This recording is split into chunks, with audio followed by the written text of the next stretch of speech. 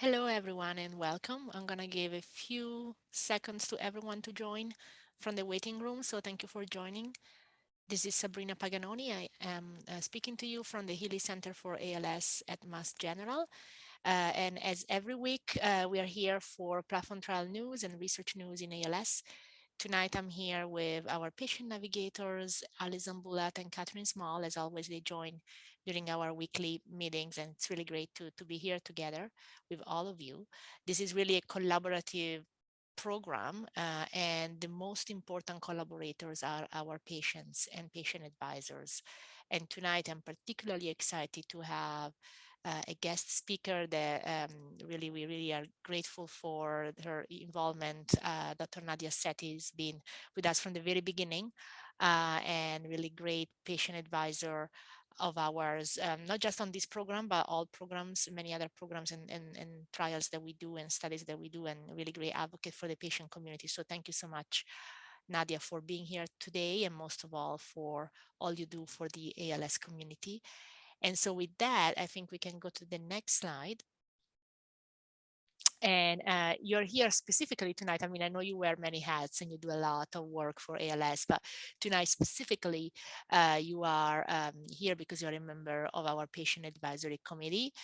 We have a phenomenal committee of several patients and caregivers that have been working with us from the very beginning, even from the time the trial was designed, even before we started enrolling participants. And so we really value the patient voice and keeping it front and center.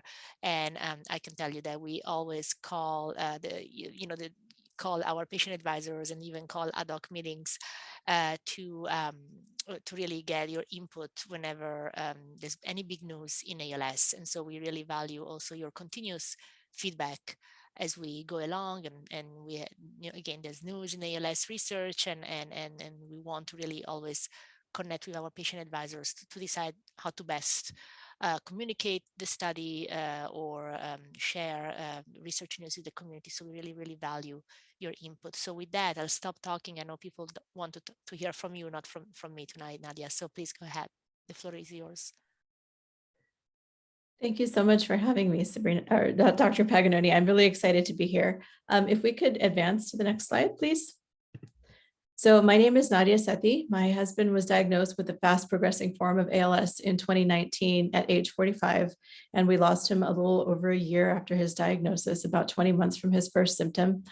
Since then, I've been involved in a lot of efforts to share information on ALS research. I co-chair the Niels Peace Committee with Allison, who's here, and we put together patient advisory panels, just like the one that I'm going to be talking about today. And I'm also working now as ALS TDI, but today I'm here to talk about the patient advisory committee for the platform trial. My husband and I, my husband Sandeep and I were involved with this initiative from just about the time of his diagnosis in the fall of 2019. One of the things that we loved about the platform trial was the very innovative trial design and the fact that Dr. Shakowich and Dr. Paganoni were looking to build an infrastructure for this ongoing trial that would it would go on and on until there was treatments for everybody with ALS. And pooling the placebo is brilliant. Having, people having a 75% chance of getting an active treatment and putting the rest of the placebo group together was a really innovative thing. To make sure that we have open label extension was a really great thing. We can't believe that we're already 5 regimens into this amazing trial. One of the big innovations of the platform trial has also been the incorporation of the patient advisory committee. And I've been involved with that now for a few years as well, from the time that Sandeep was here. And so it's been really amazing to see the changes that the community has requested get incorporated into the trial design. And if we could advance to the next slide. So some of the things that have come out of the platform trial that I have actually seen that came out of the patient advisory committee for the platform trial have been this webinar. This was a request straight from the patient advisory committee because it is hard to get communication about clinical research. And so we thought that it would be wonderful to have information on a weekly basis that would communicate what the trial sites are up to, which trial sites are opening, what the enrollment status is of a trial. I know that when we were looking at clinical trials, when Sandeep was with us, it was very challenging to know how much time we have, what sites are recruiting, just even the enrollment status. And those are things that are not generally shared in clinical research, to know how many spots are there in a certain trial. And so the fact that that's communicated regularly came straight from the Patient Advisory Committee. Having the expanded access program in parallel to the active clinical trial is a huge innovation. And we are incredibly grateful for that. And I had the pleasure of being on the call where this was a suggestion that came up. And by the end of the call, Dr. Shikowich and Dr. Paganoni were trying to come up with ways to really make this a reality. And having that expanded access program in parallel to the phase 3 trial is a really big deal for the community. And it came directly from patient requests. Some of the other things that we've helped with are communications about milestones in the trial. So when regimens are getting started, when they're stopping, just how to communicate effectively to the community and to make sure that that those who are participating in the trial are also thanked and also advised of things as quickly as possible. Those are things that Dr. Shikowich and Dr. Paganoni have been very careful to discuss with us and to incorporate into this trial. And really, one of the really neat things about being on this patient advisory committee has been that we're able to take this information to other trial sponsors. So a lot of advocates who are on this committee work with other trial sponsors that are getting clinical trials going, and we're able to kind of point to the HEALEY Platform Trial as a model, that this is a trial that is humane, that it's fast-paced, that it's got an open label extension, that it's got an EAP running in parallel. And this is kind of the model trial of what we want, where we've also got minimized placebo ratio, and that this is something that would be nice to replicate with other clinical trials. So not only is the HEALEY Platform Trial then a model for these other organizations that many of the advocates are working for, but it's been a great learning experience to bring information from here and then to apply that into some of the other things. I think that's one of the ways that the HEALEY Platform Trial is going to make changes broadly across ALS, is that all of these great elements that are included in the trial design and also including the patient voice at every step. I'm hoping that this becomes the standard, and it already is starting to make a lot of changes really across the board. And it really it's like a domino effect. It starts with us, it starts with this, and then we see ripples of that effect, globally across other clinical trials. And now there are other platform trials that are running in other countries as well. And it's a really great thing for all of us to have this accelerated research. So the Patient Advisory Committee, it's been a real pleasure to be involved in that for the last few years and on an ongoing basis now in honor of my husband. And I'm just really grateful for everything that Dr. Shikowich and Dr. Paganoni and the whole HEALEY Platform Trial team are doing to make sure that the patient voices are heard. Thanks so much for having me today. And you guys have my contact information. If there's any questions, I'm always happy to talk with anybody. Thank you. Thank you so much. And actually, there's a couple of questions for you. So the first question is, how do you ensure that your perspectives on the committee reflect those of the community as a whole? So I think that's a great question. And I think everybody brings their own perspective. So this is one thing that I've learned in advocacy in the last few years, is that my perspective will absolutely be different from somebody else's. And so I think it's really important to bring people with different perspectives, right? My perspective as a caregiver to somebody with fast progressing ALS is going to be a lot different than somebody who is living with a slower progressing version of ALS. And that might be different from somebody who's got a familial version of ALS. And so I think that with our patient advisory committee, having all of these different perspectives for Dr. Paganoni and Dr. Shikowich to listen to has been really, really key. Thank you. And actually, I'm sorry, there's a number of questions that are coming up for you, Nadia. So I'm sorry. I'll before we give the weekly updates, I think it's important to take them. So first of all, I want to start with a comment. Thank you, Nadia, for all that you have, for all what you have brought and continue bringing to the ALS community. We love you. So I want to share that. I agree, obviously, and thank you so much for being here. Um, question. Are patient advisory committees usually found at a specific trial site? For example, MGH would be a trial site, or are they with specific pharma companies or sponsors? Is there a panel per clinical trial or for all trials offered by the sponsor? Can you give us kind of a description, I guess, of the landscape and what's available? I think it's both. And Allison and I would be very happy to talk to anybody who has questions about how to become part of this process. If they want to participate in the CRLI program, the Curly program that Dr. Bedlack put together. But for the platform trial specifically, our meetings were all virtual, right? Because it's a trial that's running across so many sites in the US. And it's being run by HEALEY. And so that's a little bit of a different format, but there are patient advisory committees that specific pharma companies run as well. Our research ambassador program is a great way to get involved with those. So we can definitely, you could email any of us and we're happy to tell you how to get involved with that if you'd like to be on some of these panels. Exactly. And there's a number of questions about that. So how does one become a member of a patient advisory committee?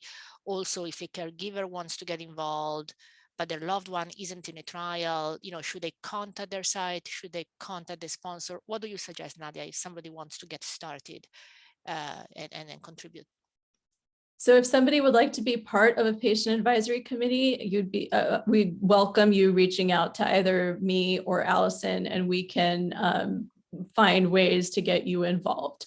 And we would love to have your input and feedback. I think there's also a question about if somebody is looking to be involved in a trial, if they should contact a nearby trial site. I think with the HEALEY platform trial, we have the patient navigators, Allison and Catherine, who are here today, who can answer these questions. But yes, you can always reach out to any of us and we're able to point you in the right direction. Great, thank you. And how can we convince sponsors to create a panel if a sponsor doesn't offer one now? So I think I have actually used the HEALEY platform trial as a model, really, to tell some of the sponsors that, look, if they can do it, you can do this too. I think this is becoming more and more the standard, where it is important for pharma companies and other trial sponsors to incorporate the patient voice. If you would like to have a trial that enrolls, you need to have a trial that is somewhat friendly to the patient community and to the caregiver community. And so I think that that's how it's done. I mean, we have a great model here that you guys have put together in the HEALEY platform trial to point at and say, look, if they're doing it, you guys can do it too. Yeah, and I also want to give credit to the fact that you also run other groups. I believe you have a Facebook group. I'm not on Facebook, so I believe it's called ALS Clinical Trials and Research. So maybe do you want to tell us more about how people can also reach you that way? Yeah, so I do. We have Allison and I are both managing this Facebook group called ALS Clinical Trials and Research, and we share information about recruiting clinical trials in the US. I share a lot of press releases and updates from pharma companies and also about the platform trial. I think I went back and looked at my first post about the platform trial was from November of 2019, and I was already talking about how, look, this trial is coming up and it's got this really great innovative trial design. But I think social media is somewhere where a lot of people turn for information, and we're hoping to have a resource to provide good information to the community there. And we've got about 4,000 active members now, a little bit over 4,000. And so we'd welcome to have you at ALS Clinical Trials and Research on Facebook if you're interested in joining. That's another way to connect with me. You can private message me or Allison or any of the other moderators in the group, and we're happy to get back to you. Great. And would you mind talking about the CRLI? You mentioned the Research Ambassador Program, so maybe that's also another there's different ways, I guess, to get connected with the research community for people to get involved. Maybe if you can tell people how to do that. Yeah, so the Research Ambassador Program was started by Dr. Bedlack several years ago, and Allison has been involved in this a lot longer than I have. But they're basically weekend-long seminars, usually a Friday and Saturday, that sometimes people have attended in person, and now we're doing more of these virtually in different countries and in different cities too, across the US. So people can apply to be part of this program, and you'll basically go through this 2-day training where you'll learn a little bit about clinical research. You'll engage with people who are involved with NEALS. So there's neurologists, there's statisticians. It's a great way for the community to learn directly from the people who are doing the research about what's involved. And then once you've gone through this training, we have monthly meetings that are called the PEACE meetings. They're Patient Education and Advocacy Committee meetings that Allison and I co-chair. And we bring on presenters. We bring on a lot of pharma sponsors who are looking to create some of these patient advisory panels. And we bring on, support organizations, really anybody that has information to share with the community. We're happy to have them. And so we have these monthly meetings, and we share different ways for people to get involved, not only with clinical research, sometimes it's other support organizations. And but we would love to have you, and we would love to tell you how to get involved in that. We just had a class finish up last weekend, a CRLI class that just finished up, and we are already talking about ways to bring them on to some different advisory panels that are looking to recruit right now. So there's always opportunities, and your voices are welcome.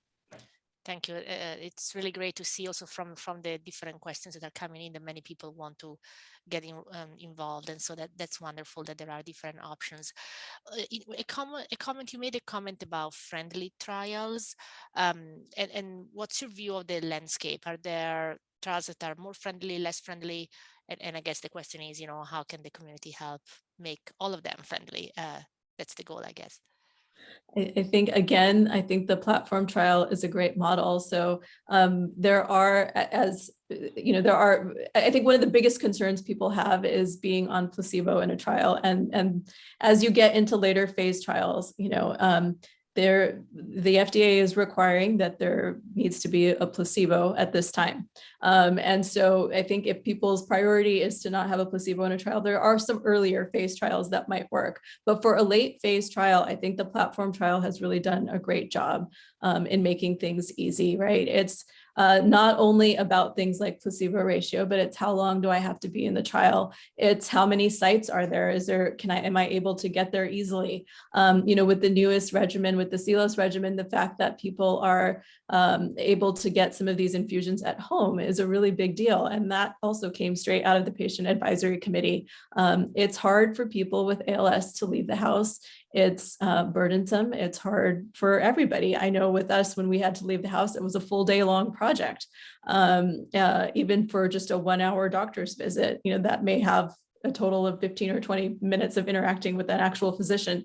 So I think there's things like that. I think for the pharma sponsors to understand what it's like to live with ALS is really key, and to understand that if we can bring things to your home, it's a lot better than having to pick you up and bring you in. And I think that the platform trial has actually done a really great job with a lot of that, because they have listened to the patient community. So those are some of the things that make a more friendly trial, I think, for the community. Thank you. And I see that Alison and Catherine are posting a lot of information, so please take a look at the chat, everyone. I know there were questions about the Niels Curley program, the Research Ambassador program, Nadia's Facebook page, as well as trials in specific locations. So I know Catherine and Alison are posting, will be posting more, so take a look at the chat. Thank you. Then why don't we maybe take a look at the trial updates, since we give them, again, there was a specific request, as you said, from the Patient Advisory Committee. So let's definitely make sure that we also provide the weekly update today, and then we can take more questions. Next slide, please. So in this trial, we are testing several drugs, and there is a shared placebo group. There was a question in the chat about what does it mean, pool placebo, share placebo. Well, what this means is that in the trial, in this particular trial, in the platform trial, because we're using a common infrastructure to test multiple drugs, every time somebody enters the platform, for every 4 people that enter the platform, only 1 will go on placebo and 3 of 4 will go on active. And the active drug can be any of the different drugs that are available in the platform. But all the people who are on placebo from the different arms of the trial, their data will be shared, as you can see in the graph. Essentially, the small groups of placebos for every drug, but all of their data is shared, and every drug is then compared to the shared placebo. Because we have this shared infrastructure and we share the placebo, we can keep the randomization ratio highly in favor of active, and so that means less placebo, because we can leverage essentially our shared framework and protocol. Next slide. So at this time, there was also a question about the timelines. So I want to take that as I present the slide. So essentially, we are here showing timelines for regimens A through D. I would say that, as you may remember, we're testing multiple drugs, but we kind of opened them in groups. So there was an initial group of 3 drugs, regimen A, B, and C. So those first 3 drugs, their results will be available first. And then D, or number 4, will be available after a few weeks because it started a few weeks later. And so the ranges that you can see here are ranges taken into account again, all 4, with the understanding that the first 3, A, B, and C, will be available sooner than D, that will be available a little later. And so that's the reason for the range. Essentially, we expect A, B, and C to be available over the summer. So July, August, I think the top line results. I do want to mention that we are for those, and then D will be later again because they didn't start at the same time. I do want to mention that the top line results are basically the meat of the trial. I mean, that basically will tell us if the drugs work or not.